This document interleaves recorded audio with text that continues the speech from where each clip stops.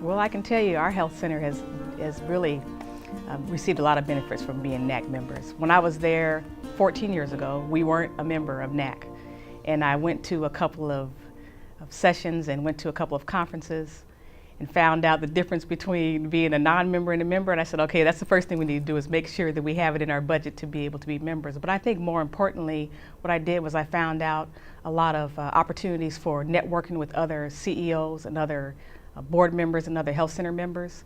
We found that NACHC is a great advocate for health centers. And so they gave us a lot of information to help us get prepared to represent our communities across the country. NACHC has had a lot of conferences that really embody the entire scope of the business. So they've been able to prepare us to run our health centers as businesses, not only to help take care of the people who are uninsured, but to help take care of anyone who needs the type of health care services and comprehensive services that we need. So they've been very beneficial for us.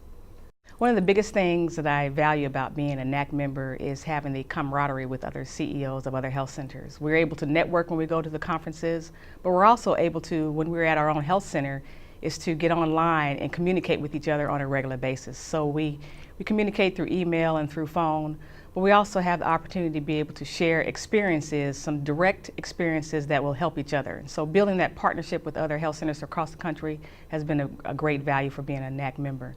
I also like the fact that NACHC has incorporated board members, and so they have a board member boot camp, and they have other kinds of trainings for all levels of staff members throughout the organization. And I've been fortunate enough as a NACHC member to be able to send various employees within our organization to the different conferences, and they've been very helpful. When I started 14 years ago at the health center, I joined NACHC after being a non-member for a year. I joined them when I realized that financially it's much better for the health center to be able to become a member. But we also get a lot of perks. We get a lot of information from NACHC. They do the advocacy for us. They also send us emails on various types of compliance issues.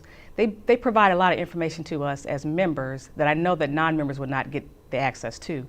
There have been several ways we've been able to utilize NACHC members, and I actually have personally been benefited by them by having a contact person. Anytime I need something that relates to advocacy, I would do that.